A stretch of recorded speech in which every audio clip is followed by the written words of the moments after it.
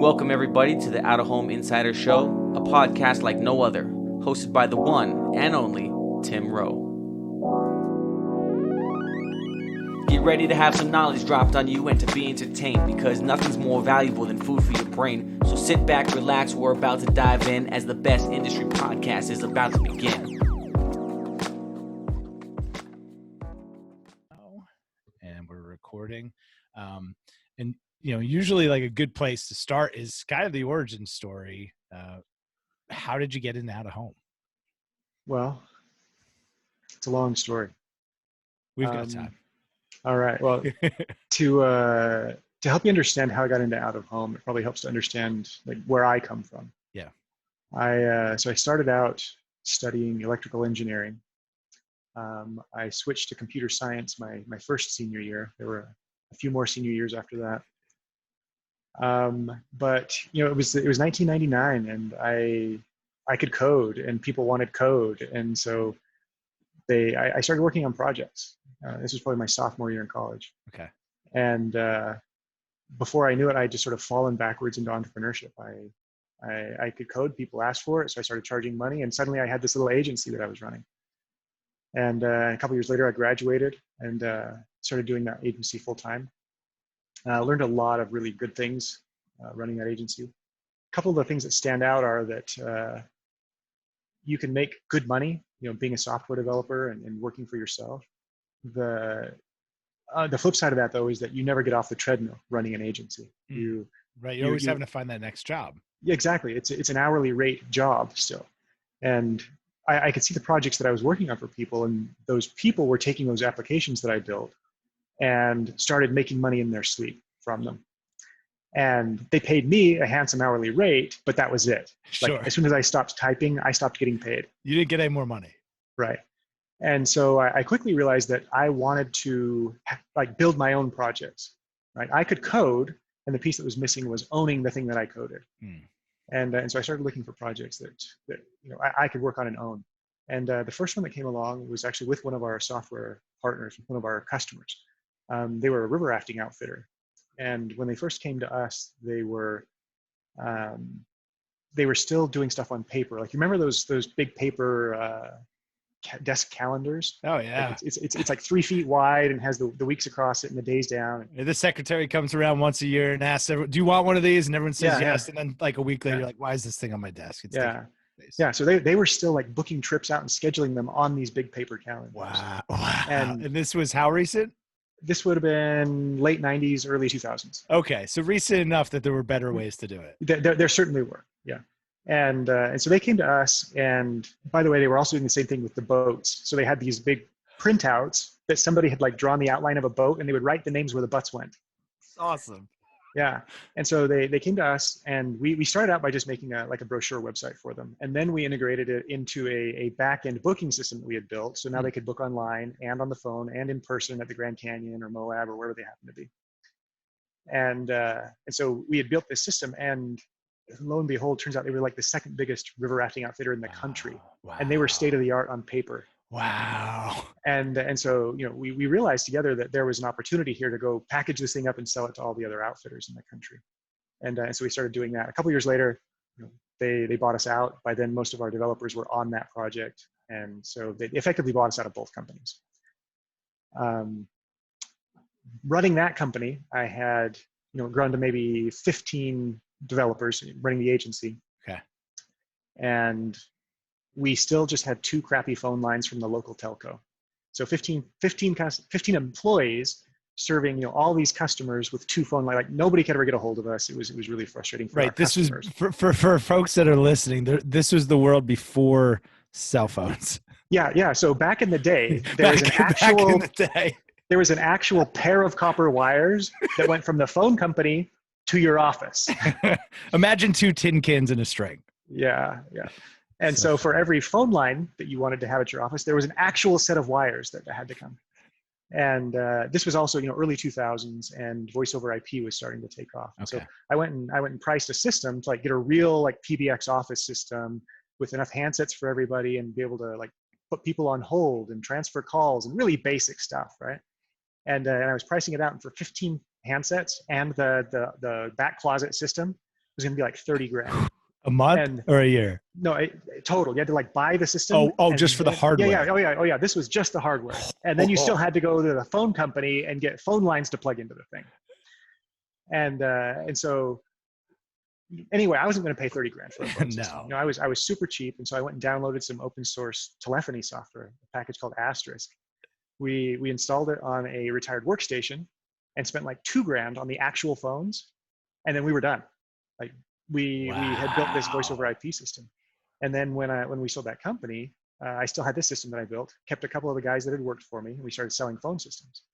And one thing led to another. We kind of invented the hosted telephony space, the hosted PBX space, we'll call it. And that would have been like 2006. And I ran that for a few years, kind of retired from that. Private equity came in, mostly took me out. And I left to go play video games and got married, started having kids, traveled a little bit, all of that. And then, so anyway, that's all context about me. That helps you understand like the next story. So I told you that story so I can tell you this one. Yeah, listen, I'm already seeing a lot of parallels with the out-of-home space, so I can't wait to hear the hero's journey to within. Yeah, so one of the other things that I learned running that software agency in the very beginning was I got really, really good at mapping business processes onto software. That was all we did all day long. We would generally take something that some business was doing, and we would shift that capacity for doing that thing from a human onto a machine, right? So they could cut costs, eliminate errors, all of that stuff, right? So I got really good at that process of taking a human process and turning it into a computerized process. And so fast forward after the telco exit and all of that, I was down in southern Utah mountain biking, like a lot of people do in southern Utah, and a friend of mine was on his way back from a conference in Vegas. And so he stopped off at this little town, St. George. It's right across the border from Arizona. And we were grabbing a drink there, and he was still wearing his lanyard from the conference. So we were teasing him about like still being on the clock and all that. And he said, no. But I noticed on the lanyard that it said Yesco. And I didn't know what Yesco was, but I knew that he wasn't Yesco. He was sort of like me, sort of a repeat offender, a serial entrepreneur. Mm-hmm. And I knew he had his own agency. He was doing digital marketing at the time. And so I asked, what's this Yesco? That's not you. And he said, no, that's my client. I was at this conference on behalf of my client. Yesco is the Young Electric Sign Company. That's what Yesco stands for. And if you've been to Vegas, you've seen like all the neon on the strip, like that's Yesco. So Yesco, I don't know if they still are, but at the time they were the biggest custom sign and lighting manufacturer in the world. Wow. And so if you like think of the iconic Las Vegas signs, like the Welcome to Vegas, right, or the waving cowboy, like Yesco built all those. Wow. So, and so my friend's explaining this to me, and he said, and by the way, they also, like as you were driving down here from northern Utah, you probably drove past a few hundred of their billboards. They also run a billboard plant. And of course we had seen them all the way down there. And me being the computer guy, I had started noticing the digital screens that had started replacing the static ones, the printed vinyl ones. And I made a really logical assumption that turned out to be exactly true. And that assumption was that these are just computers on a stick next to the freeway. Like that's all it is. Fundamentally. Right? It's a computer with a 50-foot screen. Well, I assumed it was a 50-foot screen. It turns out they're 48, but I was pretty dang close. Pretty close. Yeah. And so he's like, yeah, that's exactly what it is. In fact, those things run Windows primarily. And at this point, I'm just sort of like me, the computer guy, is like security problems, as soon as he says Windows. That's a different story.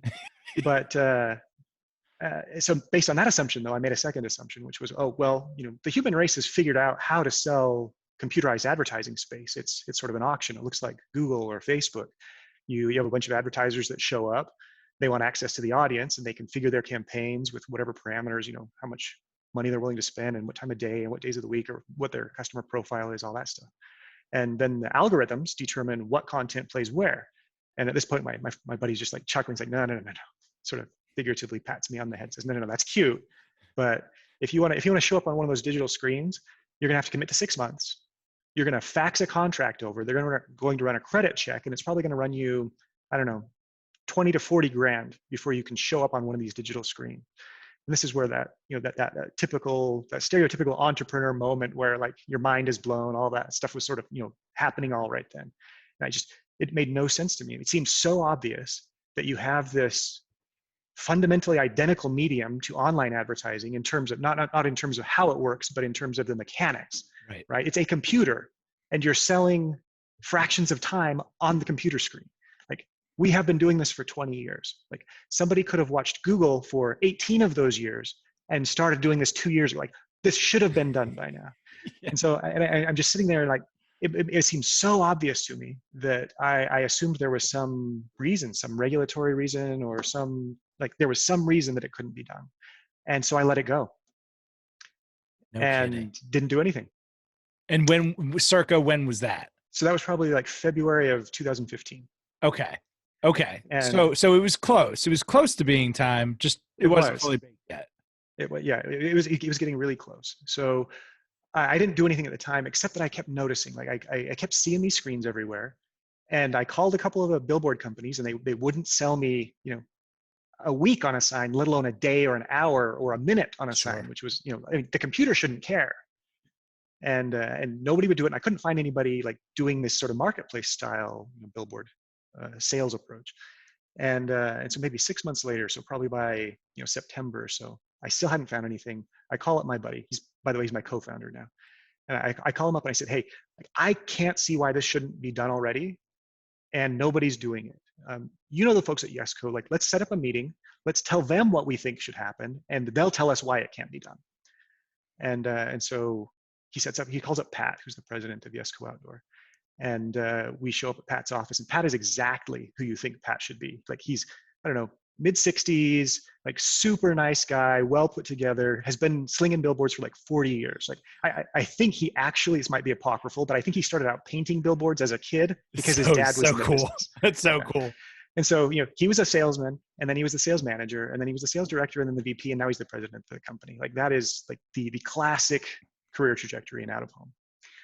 And so we're sitting there, these relatively young guys, explaining to Pat, who's the old dog, like, he understands how the billboard industry works. He sits on all of the industry trade group boards and things. Like, he is the man in the industry.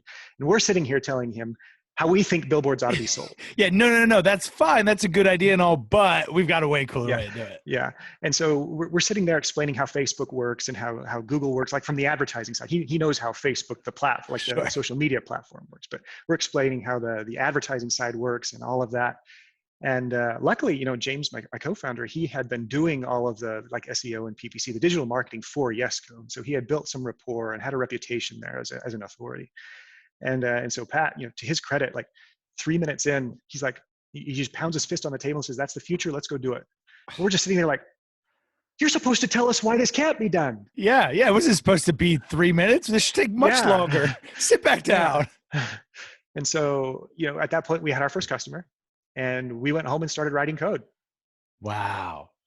And a couple of the really important things that Pat taught us in that first conversation were that there was this thing called vacancy rates on these billboards, or occupancy, the inverse, right? And we just assumed that, again, coming from the computerized background, like, all of the space on that sign should be sold, just at lower prices if there's more space, and higher prices if there's less space.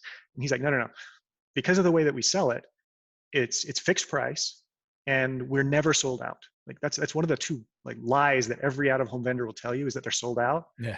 But nobody is ever sold out. There are always vacancies. And so if you can go get me $1 for those vacancies, that's $1 more than I had before. And we're like, great, we'll go do it.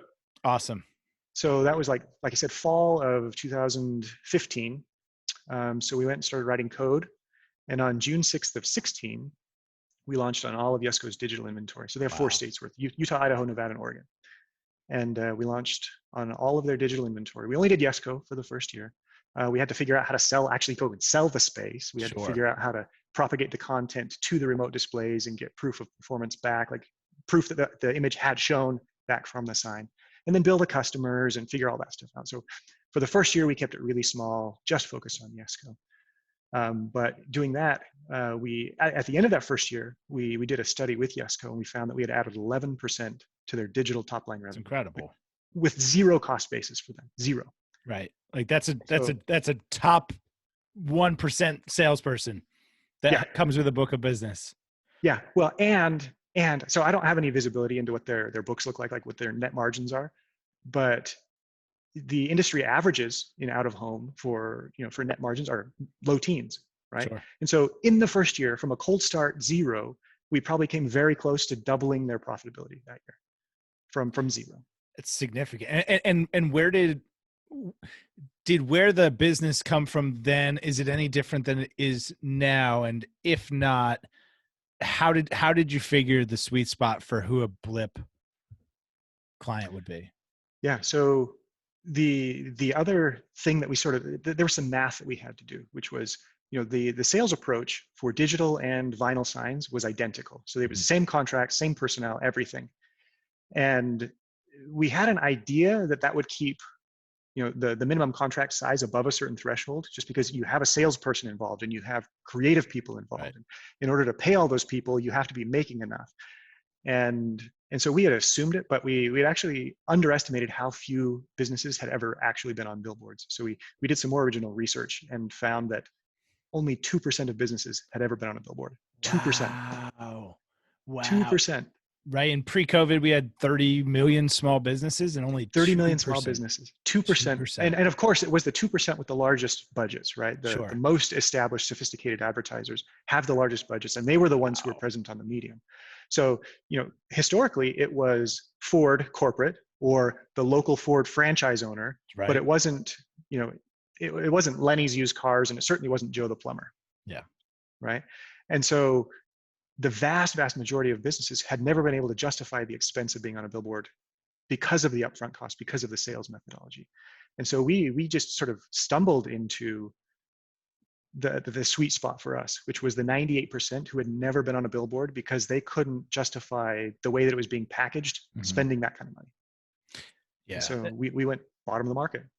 And like, what was some of that early feedback, right? It's interesting, right? So having sold in a local market, and albeit not for a career or anything like that, but I knew what my minimum was to make it worth my day to talk to you.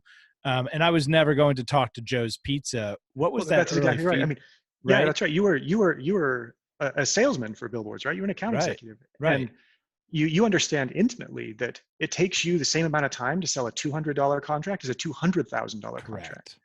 And you can make enough in commission off the $200,000 contract to put groceries on the table. You can't physically string together enough $200 deals to actually make a living. And so you have no choice but to ignore that segment of the market. And for our part, I mean, we took that capacity and moved it onto a machine. So people could come and self-serve, and we had no difference in cost. Like we had effectively no cost basis beyond just the marketing to find the people. Sure. But for actually executing the deals, there was zero cost. It was just computers doing their thing.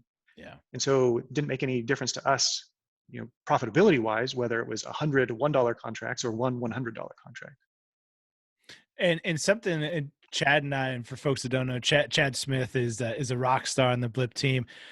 We were talking about something that I think might be a misconception, and it's that, right, like you help grow accounts too. Like some advertisers might start out only spending $100 a month, but they can grow into real sizable accounts for a lot of companies. Exactly right. That's exactly right. And if you are the type of company who's advertising in a fairly isolated region, and you have the type of budget where you can afford a traditional billboard contract, honestly, you're probably better served getting a traditional contract. It's going to be cheaper. Right. Part of the value that we bring is that we fractionalize that space on the sign. You can buy any unit you want, any unit of space that you want for as long as you want. And it does wind up costing more. It's like if you buy toilet paper at 7-Eleven, the price per roll is higher than if you buy it at Costco, but the total bill is lower. Right. If that makes sense. You go and buy 4 rolls instead of 40 rolls. And what is it that small business owners love about Blip? Yeah, the flexibility is one of the things they always point to. They can turn it on when they want, they can turn it off when they want. One of the issues that we have though is with helping those advertisers understand that turning it off and on a bunch isn't going to help their campaign. It's not going to help their business. What they should do instead of like spending 1 week and turning it off the next week, is just spend half as much across both weeks. Right. Slow and steady. Like I'm preaching to the choir here. I'm sure you probably explain this to hundreds of clients over the years. Like you want frequency and reach. You want to target the audience that you're going after, and then just pound it. Be there day in and day out forever, being there. And our advertisers, they don't have to commit to even 1/8 of the space on a traditional digital billboard. They can wind up with 1,000th of the space and just run it over months and still start to see similar results. Just at a scale that makes sense for them. And that's huge, right? The education piece of just like, hey, you can buy a really inexpensive relative to your budget and on the terms that you need as a small business owner, the flexibility, the ability to turn it on and off. How about like, right? Because this is an industry hot button issue, but like around measurement, I got to imagine small businesses with small budgets, they're like, all right, how do I measure this? And Blip does a really good job of visualizing. Here's how many plays you got. Here's how many impressions. Like, just talk about the measurement thing for a second. I think you do an excellent job of visualizing it, but how does that? We do okay. You're very kind, but we do okay. It's about as far as excellent relative. Like I've been a fan of relative Blip terms. It's all relative, right? For like a year because I was able to log in and just do. To your point, stuff. Measurement is one of the things that the industry does very badly. Mm-hmm. They're pushing hard now to try to improve the quality of measurement and the meaning behind the measurement.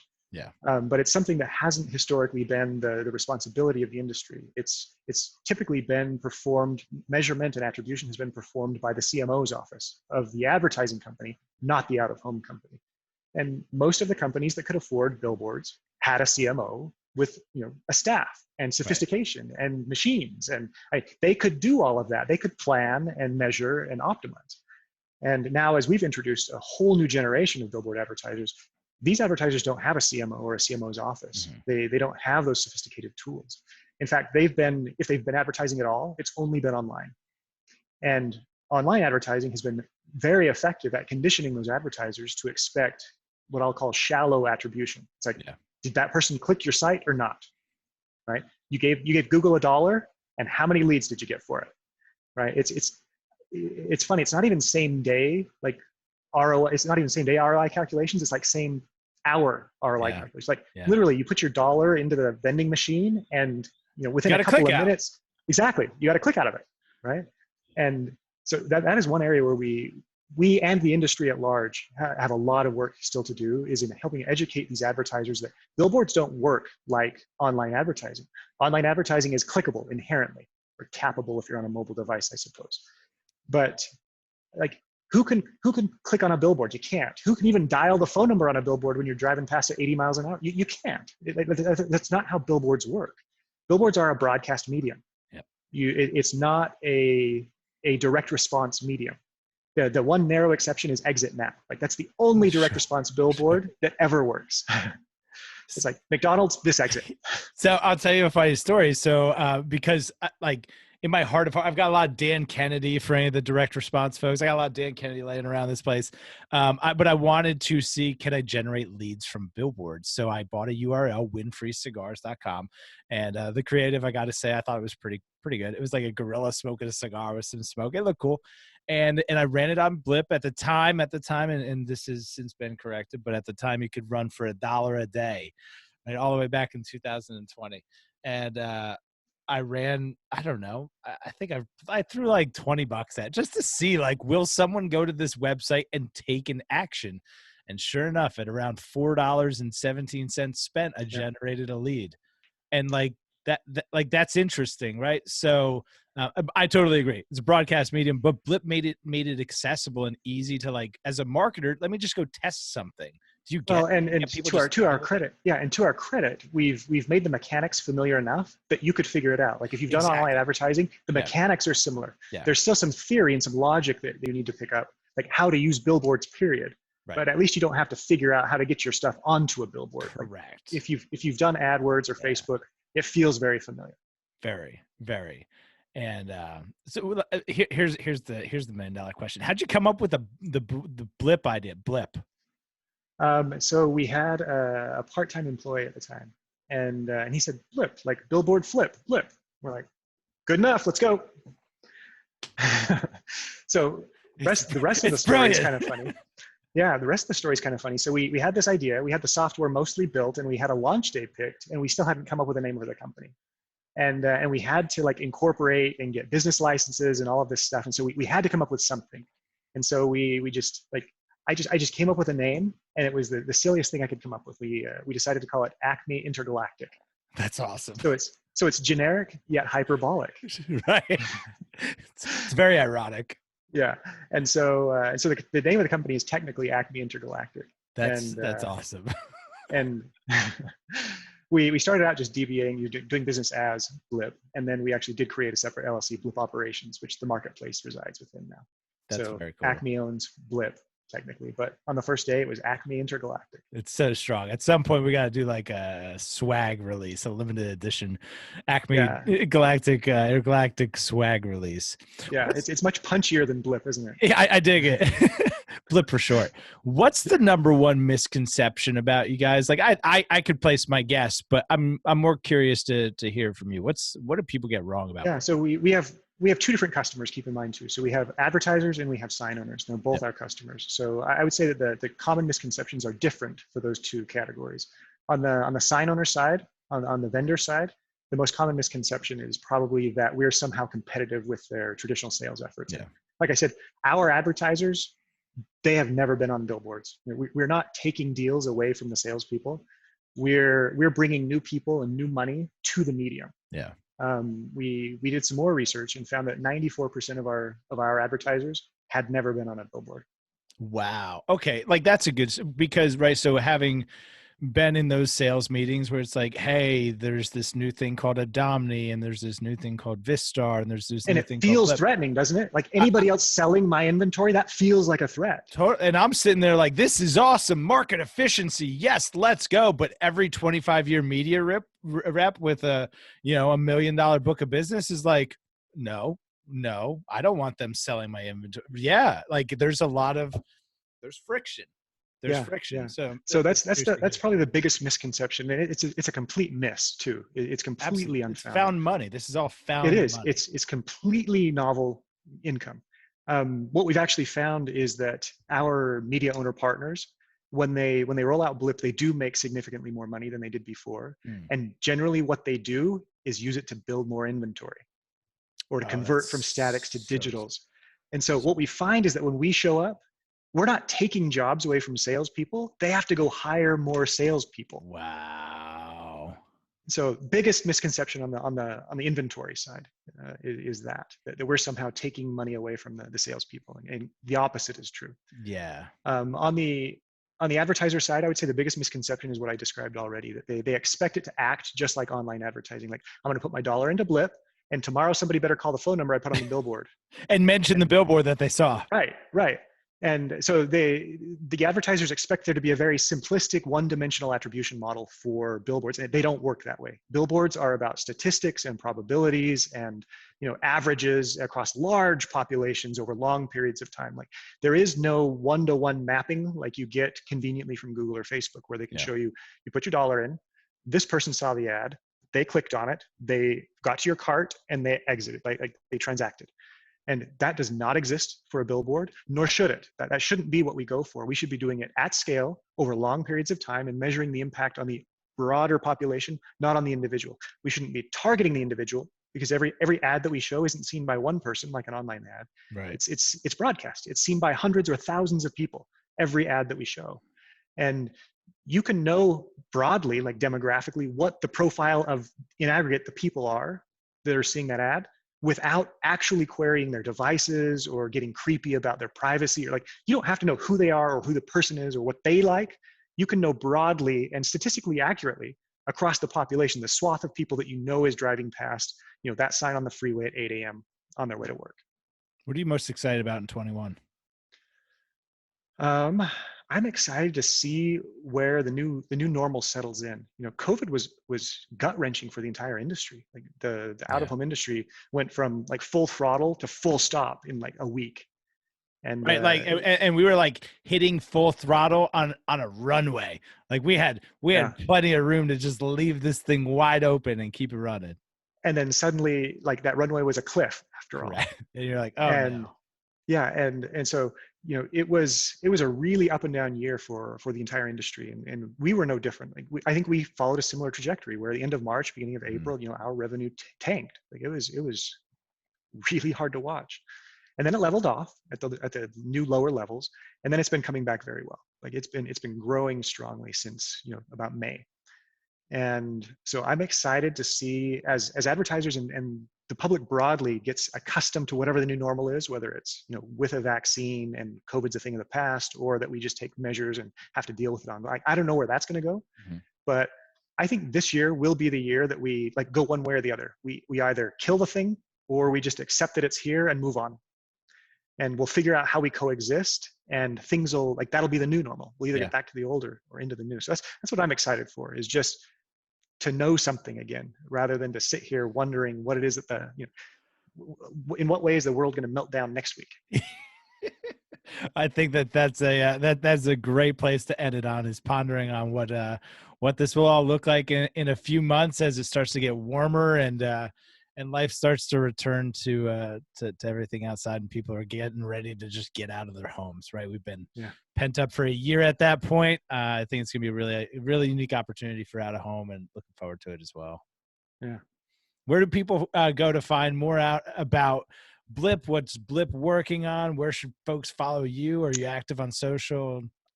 Personally, I'm not. So all good. Back. Well, to my credit, I was one of the first people on Facebook and one of the first people off. Right. You were on Facebook for longer than people have been alive. Well, and I've been off of Facebook longer than the average Facebook user has been on. How about that? So there you go. All right. So to learn about Blip, we're going to blipbillboards.com.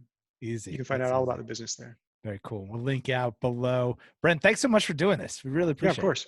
Yeah, I enjoyed it. Well, hey, if you found this to be helpful, please share it with somebody else who could benefit. As always, make sure to smash the subscribe button down below in the corner. We'll see you guys next time.